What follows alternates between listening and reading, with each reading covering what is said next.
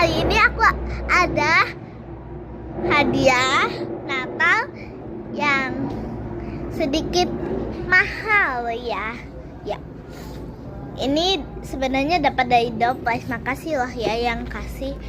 Nih. Temanya edisi Natal dong. Iya, jadi kami Natalan di gedung. 3, 2, 1. Tuh lihat. Sedetail itu Santa Claus-nya. Ada loncengnya. Tuh.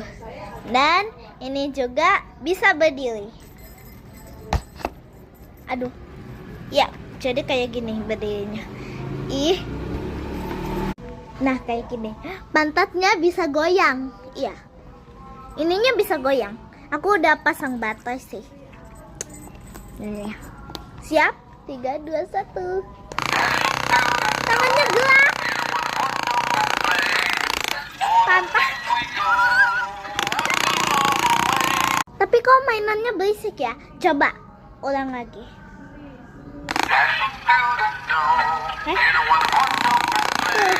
Berisik kayak